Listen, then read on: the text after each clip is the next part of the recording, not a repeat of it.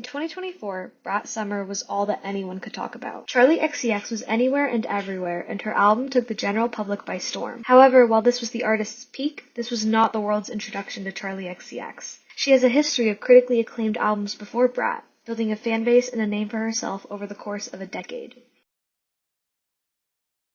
In 2013, Charli XCX released her debut album, True Romance.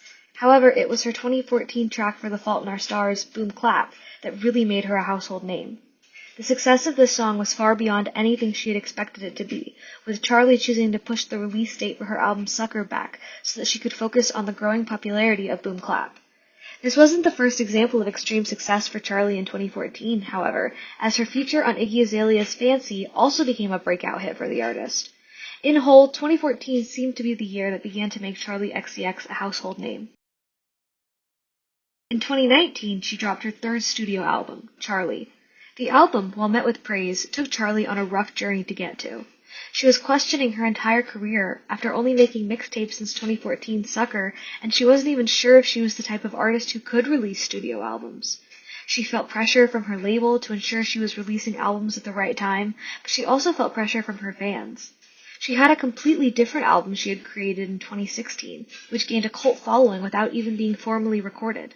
It was so much gained a following, in fact, that she was hacked, and the album was leaked across the internet, which led to it being scrapped entirely.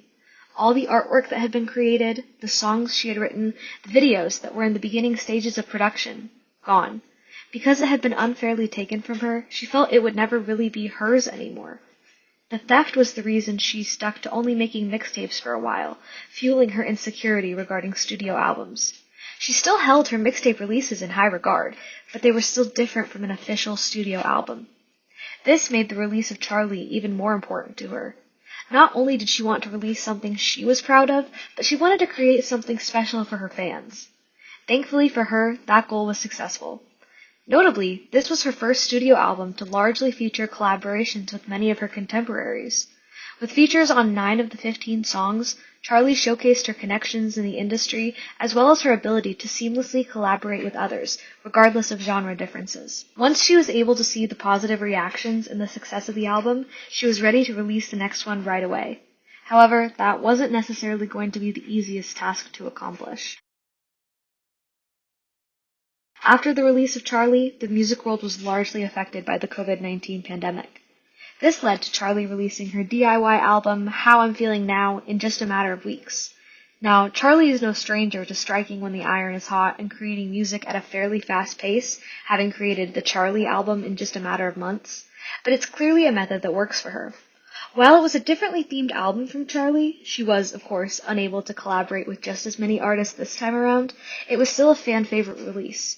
This was seen as more raw and experimental than Charli, more comparable to one of her mixtapes than any of her past studio albums.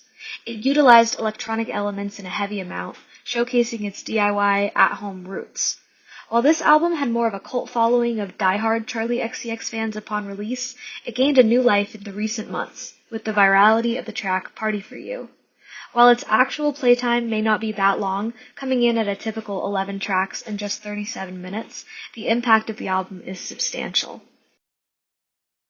Her next album was released in 2022, Crash. This album once again was on the more experimental end of the spectrum of Charli's studio albums. It still, however, was a hit upon release, with the album art being notorious among music fans. Her clear inspiration from electronic acts of the 80s allowed people from all music tastes to enjoy the album, whether they had been well acquainted with her music beforehand or not. She also played around more vocally with this album, something not necessarily expected from an artist who is known for her experimentation with autotune. There's not necessarily one theme across the album. It can't be labeled a breakup album or a party album, so it's able to resonate with anyone who listens to it, even if it's through just one song. Because of this, some said the album wasn't as vulnerable as its predecessor. However, it is evident that Charli was having fun with this album in such an infectious way that the listeners began to have fun too. Now, Charli XCX has clearly always been met with praise for her albums, but nothing has been as mainstream as her 2024 smash hit, Brat. Brat Summer celebrated the album, from its electronic beats, its promotion of heavy party culture, and its neon green aesthetic.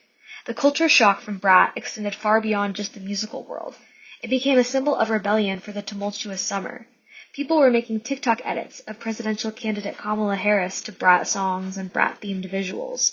While this may have come across to red-line voters as immature and unserious, it showcased the support base that Harris had among a Gen Z audience. It was almost impossible to escape songs from Brat on social media, whether that be from political videos or just content in general. The overwhelming hype allowed Charli to successfully release 2 more versions of the album, a deluxe edition and one featuring reimagined collaborations of every song on the album, a similar collaborate to that of 2019's Charli album. It can be argued across party lines that people may have gone too far in ignoring the seriousness of a presidential election in the name of Brat Summer. To many, the album was not a serious enough trend to use to promote a political campaign. Even if a popular talking point with younger generations, that doesn't mean it is the best thing to use for promotion with the older ones. Nevertheless, it cannot be argued whether or not the phenomenon had a significant impact on pop culture as a whole. As the current generations grow older and internet culture becomes more prevalent, people should expect to see more promotional tactics that follow pop culture news.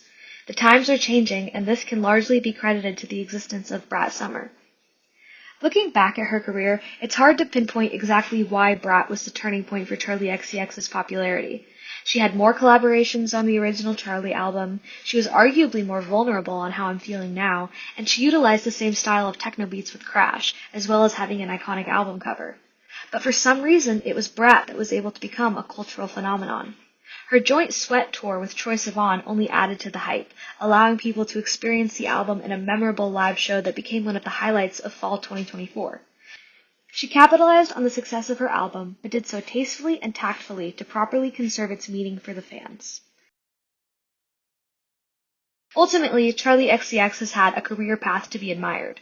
Her steadfast fanbase allowed her to burst into the mainstream at full force after years of constant support, and it will certainly be interesting to see where she can go from here.